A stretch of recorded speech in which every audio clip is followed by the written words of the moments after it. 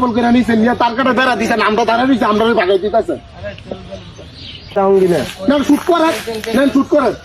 অন্তর্বর্তীকালীন সরকার বিদায় নিয়েছে, এখনো 2 সপ্তাহ হয়নি, কিন্তু এরই মধ্যে এই সরকারের বিভিন্ন উপদেষ্টা যারা ছিলেন, খুব পাওয়ারফুল উপদেষ্টা যারা ছিলেন, তাদের বিরুদ্ধে শত শত দুর্নীতির অভিযোগ দুর্নীতি দমন কমিশনের কাছে জমা পড়ছে, অলরেডি পড়েছে, আরও আসছে। এবং দুর্নীতি দমন কমিশনের একাধিক কর্মকর্তা এই কথা স্বীকার করেছেন যে এই অভিযোগের চেহারা দেখে তাদের মনে হচ্ছে এটা একটা রেকর্ড হতে যাচ্ছে। মানে এত বেশি অভিযোগ এত অল্প সময়ে এর আগে কোনো সরকারের বিরুদ্ধে আসেনি। মাত্র 1.5 বছরের জন্য তারা দায়িত্ব নিয়েছিলেন, মাত্র 1.5 বছর। এবং এই 1.5 বছরে ওই যে বলে না গ্রামে একটা কথা আছে না, যে আজান দিয়ে দুর্নীতি করা, এরা এই আজান দিয়ে দুর্নীতিতে নেমে পড়েছিল। এই অন্তর্বর্তীকালীন সরকারে যারা সর্বোচ্চ ব্যক্তি ছিলেন, যারা উপদেষ্টা ছিলেন, তারাই এই কাজ করেছেন।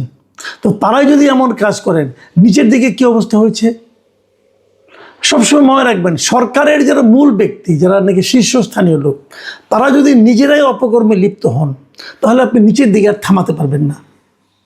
এখন উপরের দিকে যেটা হয়েছে বলে আমরা এরই মধ্যে খবর পাচ্ছি, নিচের দিকের প্রকৃত চেহারা যে কি সেটা জনগণ জানে। জনগণের শরীরের উপর দিয়ে গেছে সেই দুর্নীতিটা, চাপটা। কাজে মানুষ জানে কি ভয়ঙ্কর পরিস্থিতি সৃষ্টি করেছিল এই অন্তর্বর্তীকালীন সরকার ডক্টর ইউনূসের নেতৃত্বে। সবচেয়ে ভয়ঙ্কর এবং সবচেয়ে মর্মান্তিক বিষয় হচ্ছে, ডক্টর ইউনূসের নামেও একাধিক দুর্নীতির অভিযোগ এসেছে। কারা করেছে? তার যে গ্রামীণ টেলিকম, যেটা তাদের মূল আয়ের উৎস, গ্রামীণ টেলিকমের টাকা দিয়ে কিন্তু গ্রামীণের অন্য অনেক কিছু চলে। গ্রামীণ টেলিকম হলো এই যে আমরা যে গ্রামীণ ফোন ইউজ করি, এই গ্রামীণ ফোনের মাদার অর্গানাইজেশন। মানে প্রথম সরকারের কাছ থেকে লাইসেন্সটা নিয়েছে গ্রামীণ টেলিকম, তারপর সেটা পরিচালনার জন্য তারা গ্রামীণ ফোনকে, মানে আপনার এই নরওয়ের যে টেলিনর কোম্পানি আছে তাদেরকে দায়িত্ব দেয়, তারা ওখানে করে। এবং এর যা প্রফিট হয়, সেই প্রফিটের প্রায় 30-32% প্রফিট এই গ্রামীণ টেলিকম বসে বসে পায়। মানে তাদের কোনো লোকজন নাই, লোকজন সব টেলিনরের। এবং সেই টাকাটা 9-6 করা বলেন, যা কিছু করা বলেন, এখান থেকে ওখানে নেওয়া, ওইখান থেকে আরেক কোম্পানি করা, সেই কোম্পানি করা, নিজের নামে ট্রাস্ট করা। ডক্টর ইউনূস দেখবেন মাঝে মাঝে বলেন যে আমার কোনো অর্থ নাই, ওনার কোনো টাকা পয়সা নাই, ওনার নামে কিচ্ছু নাই, ব্যাংকে কিছু নাই, কিন্তু ওনার নামে একটা ট্রাস্ট আছে। ট্রাস্ট মানে একাত্রে ট্রাস্ট গঠন করেছে, যে ট্রাস্টের একমাত্র কাজ হলো ডক্টর ইউনূসের পরিবারকে লালন পালন করা। শুনেছেন কখনো এরকম? এই ট্রাস্টে টাকাটা কোত্থেকে আসে? এবং এই ট্রাস্টের কেন করা হয়েছে?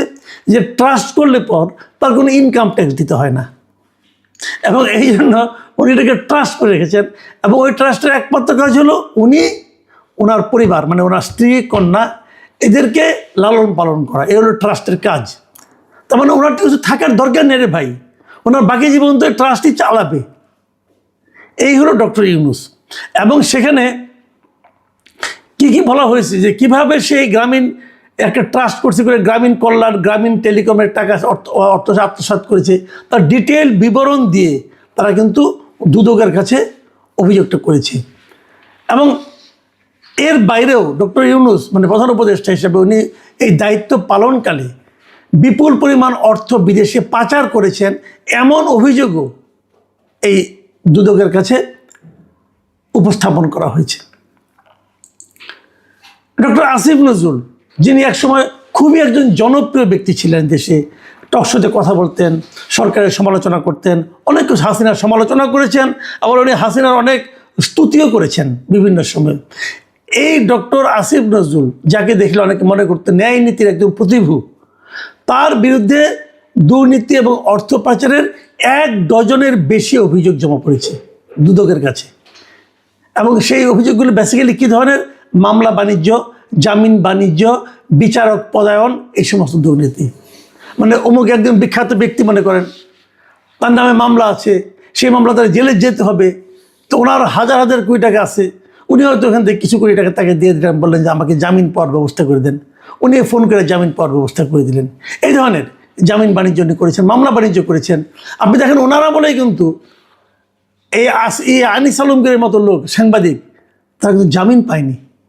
আনিস আলমগীরের কী অপরাধ ছিল, কী অপরাধ ছিল? এবং ওনার যে নিম্ন আদালতে জামিন না পাওয়া, এই ব্যাপারে যে ডক্টর আসিফ নজরুলের ভূমিকা ছিল, এটা নিয়ে কারো কোনো সন্দেহ নাই, আমার তো অন্ততপক্ষে নাই। কেন? সম্পূর্ণভাবে এইগুলি কি দুর্নীতি পর্যায়ে, এর হয়তো টাকা পয়সা পাওয়ার ব্যাপারে এখানে নাই, কিন্তু উনি যে কাজটা করেছেন এটা তো অনৈতিক কাজ করেছেন। একটা মানে ওনার আনিস আলমগীরের বিরুদ্ধে একজন সাংবাদিক কথা বলার অপরাধে ওনার বিরুদ্ধে এই মামলাগুলো করা হয়েছে, এবং সেটাকে সন্ত্রাস বিরোধী মামলা করা হয়েছে, সেটা বোঝাই যায়। আরও অনেক জায়গায় আসিফ নজরুলের বিরুদ্ধে আরও বড় একটা অভিযোগ হলো যে উনি ঢাকার গুরুত্বপূর্ণ জায়গাগুলোতে আইন মন্ত্রণালয়ে থাকার কারণে সাব রেজিস্ট্রার পদে উনি যে বদলিগুলি করেছেন, এই একটা বদলিতে 50 লাখ 80 লাখ 1 কোটি টাকা পর্যন্ত কিন্তু লেনদেন হয়ে থাকে, এবং ওনার আমলে এইগুলি সবগুলি সাব রেজিস্ট্রার কিন্তু উনি বদলি করেছেন, এবং এই বদলির মাধ্যমে উনি টাকা হাতে নিয়েছেন বলে অভিযোগ এসেছে। এটা কিন্তু অভিযোগ সব, এই অভিযোগগুলো দুদকে জমা পড়েছে। এখানে দুদকের অভিযোগ আরও জমা পড়েছে কার বিরুদ্ধে?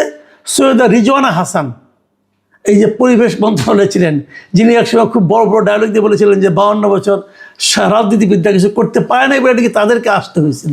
তো উনি তো বিশাল একটা প্রতিভার লোক, ওনার বিরুদ্ধে কমপক্ষে 8টা অভিযোগ জমা পড়েছে, এবং ওনার ব্যাপারে তো আরও অনেক কিছু আছে। ওনার স্বামীর ব্যাপারে তো অনেক অভিযোগ আগের থেকে আমরা জানতাম, যে নসরুল হামিদ বিপুর সঙ্গে তাদের কী সম্পর্ক, পারিবারিক সম্পর্ক, এবং কীভাবে ওনারা বিপুর সম্পত্তিকে রক্ষণাবেক্ষণ করেছেন, রক্ষণাবেক্ষণের দায়িত্ব নিয়েছেন, এগুলো তো আমরা মোটামুটি বিভিন্ন সময় শুনেছি।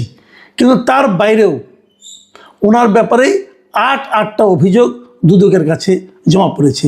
দুদকের কাছে অভিযোগ এসেছে আপনার জ্বালানি উপদেষ্টা যিনি ছিলেন মোহাম্মদ ফাউজুল কবির খান, তার ব্যাপারেও বলা হচ্ছে তিনি নাকি সামিট গ্রুপ থেকে বিপুল পরিমাণ অর্থ নিয়েছেন, এই ধরনের অভিযোগ দুদকে জমা পড়েছে। এবং বিভিন্ন বেসরকারি যে বিদ্যুৎ কোম্পানিগুলো আছে তাদের সঙ্গেও ওনার বেশ অবৈধ লেনদেন হয়েছে বলেও কিন্তু অভিযোগ রয়েছে।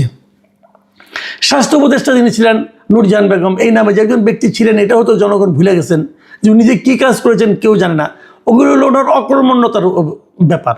কিন্তু ওনার বিরুদ্ধে অভিযোগ হয়েছে যে বিভিন্ন হাসপাতালে কেনাকাটার অনিয়ম, তারপরে আবার টেন্ডার জালিয়াতি, এই সমস্ত নিয়ে ওনার বিরুদ্ধে অনেকগুলো অভিযোগ জমা পড়েছে। তবে সবচেয়ে বেশি অভিযোগ এসেছে কার নামে? যাকে আমরা আগে বলতাম যে উনি ছিলেন ডক্টর ইউনূস সরকারের দুর্নীতির প্রতীক ছিলেন, যিনি সেই ছাত্র উপদেষ্টা আসিফ মাহমুদ সজীব ভূঁইয়া, তার বিরুদ্ধে সবচেয়ে বেশি অভিযোগ দুদকের কাছে জমা পড়েছে। অনেক অভিযোগ এসেছে, যে অভিযোগগুলির নামে এসেছে, বেনামে এসেছে, বেনামে অভিযোগই বেশি ছিল অন্যান্যদের বিরুদ্ধে, কিন্তু আসিফ মাহমুদ সজীব ভূঁইয়ার বিরুদ্ধে যে অভিযোগগুলি এসেছে তার ম্যাক্সিমাম অভিযোগ এসেছে নাম দিয়ে। এখানে তার নাম গোপন করার আর প্রয়োজন মনে করে নাই, মানে এত অকাট্য প্রমাণ সহ অভিযোগ এগুলি এসেছে, যেগুলির মধ্যে তারা নাম সহ তারা অভিযোগ করেছে। এবং এখানে প্রায় 1000 কোটি টাকার দুর্নীতির অভিযোগ এই আসিফ মাহমুদ সজীব ভূঁইয়ার বিরুদ্ধে এসেছে। ইদানিং দেখবেন উনি এনসিপির মুখপাত্র হয়ে দাঁড়িয়েছেন। আমি বুঝতে পারি না এনসিপি কেন এই রকম একটা, মানে যার বিরুদ্ধে এত এত অভিযোগ আর দুর্নীতির অভিযোগ, তাকে কি করে মুখপাত্র বানায়, এটা আমার কাছে বোধগম্য নয়। আমার তো মনে হয় যে এই কারণে এই ওনার বদনামের ভাগ কিন্তু শেষ পর্যন্ত এনসিপিকে নিতে হতে পারে। কেন এনসিপি এগুলি করতেছে আমি জানি না, কারণ উনি যখন দুর্নীতিবান প্রমাণ হবে, দুর্নীতিবান বলে প্রমাণিত হবেন, তখন সেই দায় কিন্তু আসলে এনসিপির ঘাড়ে পড়বে। অনেকে তো এমন কথা বলেন যে তার টাকাতেই নাকি এনসিপি চলে, হতে পারে আমি জানি না। উনি শুনলাম সামনে নাকি মেয়রের নির্বাচনও করবেন ঢাকা দক্ষিণে, সেটাও জনগণ দেখবে তাকে কীভাবে করবে, কিন্তু তার বিরুদ্ধে সবচেয়ে বেশি অভিযোগ এসেছে। প্রিয় দর্শক, আমরা জানি না এগুলি কি হবে, তবে আমরা আশা করব দুদক এই সমস্ত অভিযোগগুলো খতিয়ে দেখবে, এবং দুর্নীতি সে যেই করুক, মানে ABCD, উচ্চপদস্থ, মধ্যপদস্থ না নিম্নপদস্থ না গরিবরা ধনী না বিখ্যাত ব্যক্তি রাজনৈতিক নেতায় যে হোক, সে দুর্নীতি এর বিরুদ্ধে জিহাদ ঘোষণা করতে হবে। দুর্নীতির কোনো ছাড় নাই।